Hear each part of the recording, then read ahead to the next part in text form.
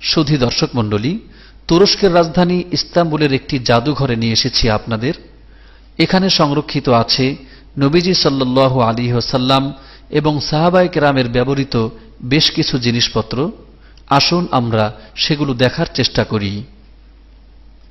জাদুঘরে প্রবেশ করার প্রধান ফটক দেখা যাচ্ছে। দরজার উপরে লেখা রয়েছে লা ইলাহা ইল্লাল্লাহু মুহাম্মাদুর রাসূলুল্লাহ। প্রথমেই আমরা দেখছি নবীজি সাল্লাল্লাহু আলাইহি ওয়াসাল্লামের পায়ের ছাপ। পাথরের গায়ে নবীজি সাল্লাল্লাহু আলাইহি ওয়াসাল্লামের পা মুবারকের ছাপকে চতুর্পার্শ্বে তামার বেষ্টনী দিয়ে সযত্নে সংরক্ষণ করা হয়েছে। প্রদর্শনের জন্য বাক্সের উপর রাখা হয়েছে।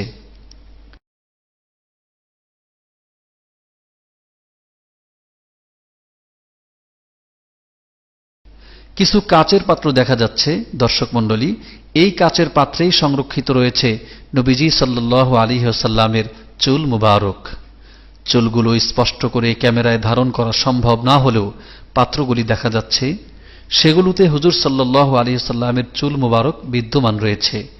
সে চুল পবিত্র দাড়ি মুবারক থেকেও হতে পারে অথবা মাথার চুল থেকেও হতে পারে।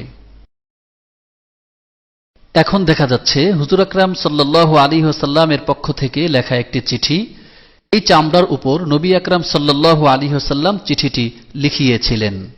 সেটা এই ইস্তাম্বুলের জাদুঘরে আজ সংরক্ষিত আছে। মিশরের জন্য এই খ্রিস্টান বাদশার কাছে তিনি এই চিঠি লিখেছিলেন। সুন্দর বাক্সের বেষ্টনীতে সযত্নে সংরক্ষিত দেখা যাচ্ছে চিঠিটিকে। এটা হলো হুজুর সাল্লাল্লাহু আলাইহি ওয়াসাল্লামের ব্যবহৃত সিল। এই সিল তিনি চিঠিপত্র ও চুক্তিনামায় ব্যবহার করতেন। আজ তা এভাবে বাক্সের মধ্যে রাখা হয়েছে।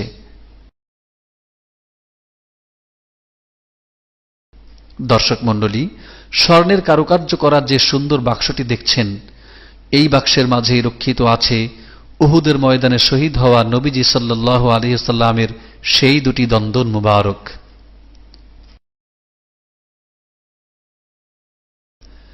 নেমপ্লেটের দুপাশে রক্ষিত দুটি স্যান্ডেল দেখতে পাচ্ছেন। এ দুটি স্যান্ডেল পরম দয়ালু নবী সাল্লাল্লাহু আলাইহি ওয়াসাল্লামের পদস্পর্শে ধন্য হয়েছে। নবীজি সাল্লাল্লাহু আলাইহি ওয়াসাল্লাম স্যান্ডেল দুটি ব্যবহার করেছিলেন।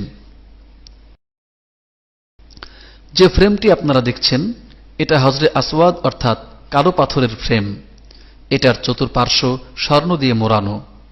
এর মাঝেই হজরে আসওয়াদকে লাগিয়ে বাইতুল্লাহর কোণায় স্থাপন করা হতো। তৎকালীন সময়ে এই স্বর্ণ দিয়ে মোড়ানো ফ্রেমেই হজরে আসওয়াদ লাগানো ছিল। বর্তমান হজরে আসওয়াদ যে ফ্রেমে লাগানো আছে সেটা অবশ্য রূপো দিয়ে তৈরি। স্বর্ণের পুরনো ফ্রেমটিকে এখানে সংরক্ষণ করা হয়েছে। সম্মানিত দর্শক মণ্ডলী, বাঁকা মতো যে বস্তুটি আপনারা দেখতে পাচ্ছেন, এটা হুজুর পাক সাল্লাল্লাহু আলাইহি ওয়াসাল্লামের ব্যবহৃত ধনুক। তার নিজ হাতের ব্যবহৃত এই ধনুকটি আজ এখানে সংরক্ষিত আছে। এখন দেখছেন হুজুর সাল্লাল্লাহু আলাইহি ওয়াসাল্লামের ব্যবহৃত তরবারি জুলফিকার। যে জুলফিকারের নাম শুনে অত্যাচারী রাজা বাদশাহ সহ সকল সন্ত্রাসী আতঙ্কে কেঁপে উঠত, মহানবী সাল্লাল্লাহু আলাইহি ওয়াসাল্লামের পবিত্র হস্ত মুবারকে শোভা পাওয়া ন্যায়ের প্রতীক এই সেই জুলফিকার। যে জুলফিকারকে নিয়ে যুগে যুগে কবিরা লিখেছে কাব্যধারা, সাহিত্যিকদের সাহিত্য হয়েছে শানিত, শয়তানি চক্রের অন্তরাত্মা আজও কেঁপে ওঠে যার নাম শুনে, এটাই হলো সেই জুলফিকার। পরবর্তীতে হুজুর সাল্লাল্লাহু আলাইহি ওয়াসাল্লাম এই জুলফিকার তরবারিকে হযরত আলী আল মুর্তাজা রাদিয়াল্লাহু তাআলা আনহুকে দান করেছিলেন। আজ সেই জুলফিকার স্বর্ণের কারুকার্যমণ্ডিত কোষে আবদ্ধ অবস্থায় দেখতে পাচ্ছেন। এটা এখন সংরক্ষিত আছে এই ইস্তাম্বুল জাদুঘরে।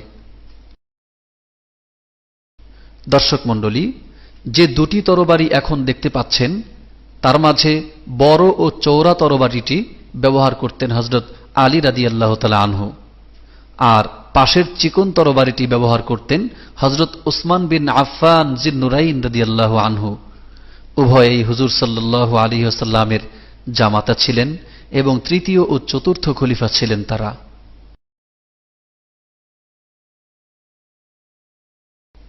আর এই তরবারিটি ব্যবহার করতেন ইসলামের দ্বিতীয় খলিফা সাইয়্যিদুনা উমর ইবনুল খাত্তাব রাদিয়াল্লাহু আনহু। এর উপরের তরবারিটি ব্যবহার করতেন ইসলামের প্রথম খলিফা সাইয়্যিদুনা হযরত আবু বকর সিদ্দিক রাদিয়াল্লাহু আনহু। দুটি পাশাপাশি দেখছেন আপনারা, উপরেরটি আবু বকর সিদ্দিক এবং নিচেরটি উমর ইবনুল খাত্তাব ব্যবহার করতেন রাদিয়াল্লাহু আনহুমা। নবী সাল্লাল্লাহু আলাইহি ওয়াসাল্লাম এবং সাহাবায়ে কেরামের যুগে পবিত্র কাবা ঘরের দরজা কোনো ধাতব বস্তু দিয়ে তৈরি করা ছিল না, বরং সাদামাঠা কাঠের তৈরি এই দরজাটি তখন কাবা ঘরে লাগানো ছিল, যা আপনারা দেখতে পাচ্ছেন। খয়েরি কালারের একটি বড় কাষ্ঠখণ্ড। দর্শক মণ্ডলী, পাশাপাশি তিনটি তরবারি কোষবদ্ধ অবস্থায় আপনারা দেখতে পাচ্ছেন। এর মাঝে প্রথমটি সাহাবী জাফর তাইয়ার রাদিয়াল্লাহু তাআলা আনহু ব্যবহার করতেন। এই তরবারি দিয়ে জিহাদরত অবস্থায় মুতার যুদ্ধে তিনি শাহাদত বরণ করেন।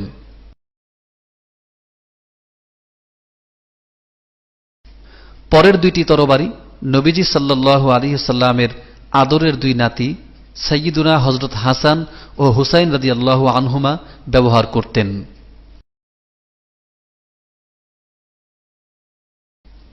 উপর নিচ করে রাখা কোষবদ্ধ যে তরবারি দুটি দেখা যাচ্ছে, এই দুটি তরবারি ইসলামের বিখ্যাত সিপাহ সালার সাইয়্যিদুনা হযরত খালিদ বিন ওয়ালিদ রাদিয়াল্লাহু তাআলা আনহু ব্যবহার করতেন। ইসলামের ইতিহাসে এক অজেয় বীর মুজাহিদের নাম হল খালিদ বিন ওয়ালিদ। খালিদের শক্তিধর দুই বাহুতে ধারণ করা যে তরবারির সামনে পৃথিবীর বহু প্রভাবশালী কাফের সেনাপতিরা মাথা নত করে পরাজয় বরণ করে নিয়েছিল, এই দুটি তরবারি হল খালিদের সেই তরবারি।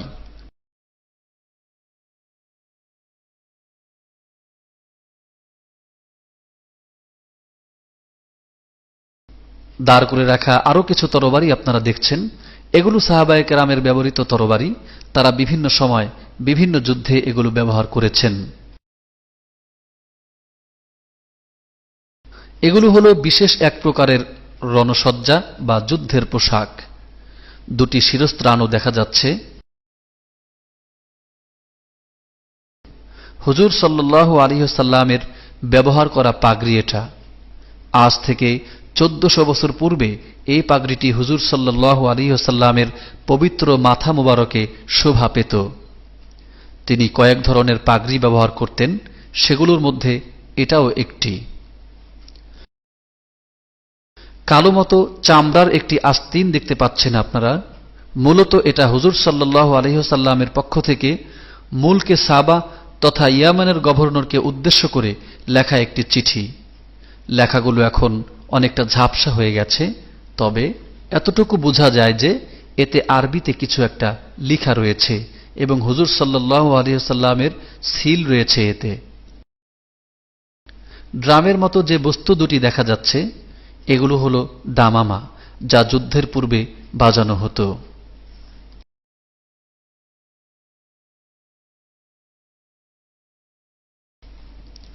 দর্শক মণ্ডলী, এতক্ষণ ধরে আমরা তুরস্কের রাজধানী ইস্তাম্বুলের এই জাদুঘরে রাসূল সাল্লাল্লাহু আলাইহি ওয়াসাল্লাম এবং সাহাবায়ে কেরামের ব্যবহৃত বিভিন্ন জিনিসপত্র দেখতে পেলাম। এই তুরস্ক বা অটোমান সাম্রাজ্য দীর্ঘ 700 বছর সৌদি আরব শাসন করেছে, ফলে তাদের পক্ষে সম্ভব হয়েছিল এই সব দুর্লভ জিনিসপত্র সংগ্রহ করে এভাবে হেফাজত করা, যা থেকে বেশ কিছু জিনিসপত্র আমরা দেখতে পেলাম।